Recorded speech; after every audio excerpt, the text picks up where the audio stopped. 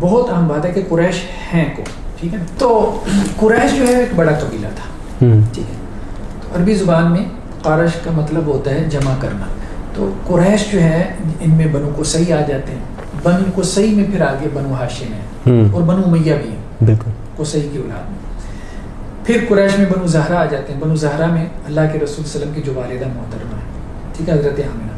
پھر بنو تیم آ جاتے ہیں جن میں حضرت ابوبکر ہے. پھر بنو مخزوم آ جاتے ہیں جن میں حضرت خالد بن ولید ہے، ولید بن مغیرہ ہے، ام سلمہ ہے رضی اللہ عنہ. پھر بنو عدی آ جاتے ہیں جن میں حضرت عمر بن خطاب ہے. پھر بنو سہم آ جاتے ہیں جن میں عمر بن العاص ہے. تو قریش ایک بہت بڑا قبیلہ ہے، چھوٹے چھوٹے قبیلے تھے. اچھا قریش میں جو سب سے نمایاں قبیلہ تھا وہ کون تھا؟ وہ بنو قصی. تو بنو قصی یہ وہ شخص ہیں، یہ بنیادی وہ شخص ہیں کہ بنو قصی سے پہلے نا یہاں مکہ میں بنو خزاعہ اور بنو بکر ان قبیلوں نے اپنی حکومت بنائی ہوئی تھی. تو قریش میں سے بنو قصی نے کیا کہا کہ بھائی قریش کی حکومت ہونی چاہیے. تو انہوں نے سارے قریش کے قبیلوں کو جمع کر کے بنو بکر اور بنو خزاعہ کو بھگا دیا مکہ سے اور اپنی حکومت قائم کر لی بنو قصی نے، ٹھیک ہے، قریش کے ساتھ. اس لیے سب سے اہم جو قبیلہ تھا بنو قصی تھا. بنو قصی میں پھر آگے جو ہے نا وہ ان کے بیٹے عبد مناف ہیں. عبد مناف کے 4 بیٹے ہیں، ہاشم، مطلب، عبد الشمس اور نوفل. ہاشم کے پھر آگے بیٹے ہیں عبد المطلب، اور عبد المطلب کے پھر آگے بیٹے ہیں ابو طالب، ابو طالب کے حضرت علی رضی اللہ عنہ. پھر عبد المطلب کے بیٹے عبداللہ اور عبداللہ کے بیٹے اللہ کے رسول صلی اللہ علیہ وسلم. دوسری طرف آپ دیکھیں کہ عبد الشمس کے بیٹے امیہ ہیں، پھر امیہ کے بیٹے ابو العاص، ان کے بیٹے عفان اور ان کے بیٹے عثمان، ٹھیک ہے. دوسری طرف امیہ کے ایک اور بیٹے ہیں حرب، ان کے بیٹے ابو سفیان، ان کے بیٹے معاویہ.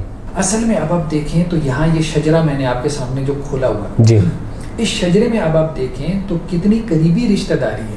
وہ تو ایسے پیش کرتے ہیں نا کہ جیسے بنو امیہ اور بنو ہاشم آپس میں ایک دوسرے کے دشمن تھے. بالکل ایسے. دیکھیں نا یہاں کتنی قریبی رشتہ داری ہے.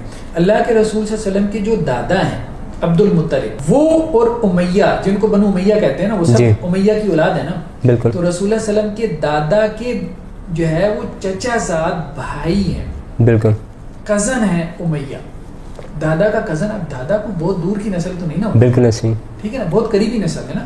تو یہ اب آپ دیکھیں کہ اس اعتبار سے یہ رسول اللہ علیہ وسلم کے ایک تو قریبی رشتہ دار بنتے ہیں، یعنی نسبی رشتہ ہے حضرت امیر معاویہ کا رسول اللہ علیہ وسلم کے ساتھ. دیکھیں رشتہ داریاں 2 طرح کی ہیں نا، نسبی بھی ہوتی ہے اور سسرالی بھی. سسرالی رشتہ بھی ہے حضرت امیر معاویہ کا.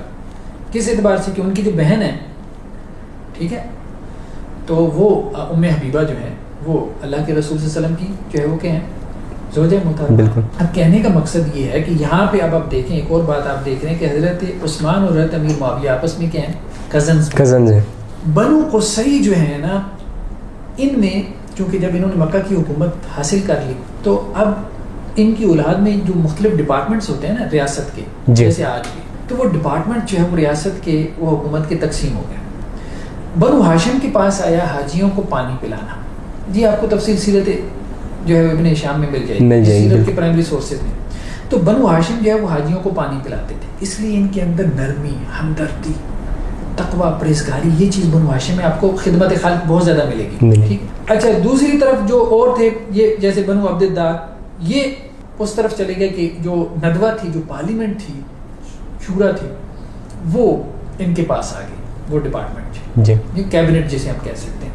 اچھا جو تو بنو امیہ تھے ان کے پاس کیا آیا، ان کے پاس لواء کا شعبہ آیا، یعنی سپہ سالاری. جب ایک اللہ کے وسلم چھوٹے تھے تو ایک جنگ ہوئی تھی، بہت ساری سیرت کی کتابوں میں آپ پڑھتے ہوں گے، جنگ فجار. تو وہ بیسیکلی اہل مکہ کے درمیان اور اہل طائف کے درمیان ہوئی تھی. دوسری طرف طائف میں سے بنو حوازن تھے، بنو ثقیف تھے. تو اس جنگ میں جو اہل مکہ کی طرف سے جو سپہ سالار تھے وہ کون تھے؟ وہ حرب بن امیہ تھے، امیہ کے بیٹے تھے. اس کی وجہ کیا ہے کہ بنو قصی کی اولاد میں جو سپہ سالاری کا شعبہ تھا وہ کس نے سنبھالا ہوا تھا؟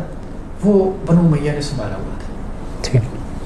تو اس لیے حضرت امیر اب آپ دیکھیں نا کہ اس کے بعد بھی اب آپ دیکھ لیں رسول اللہ علیہ وسلم کے ساتھ یا اسی طرح سے اہل اسلام کے ساتھ جو جنگیں ہوئی ہیں اہل مکہ کی یا اہل کفر اور اہل شرک کی، جب تک یہ لوگ ایمان نہیں لائے تھے تو غزوہ بدر میں جو قافلہ بچا کے لائے ہیں حضرت ابو سفیان تھے نا، قافلہ بچا کے لے آئے. اللہ کے وسلم قافلے کے لیے نکلے تھے، بالکل ایسے وہ بچا کے لے آئے، بچا کے لے. وہ لوگ اس میں ماہر تھے.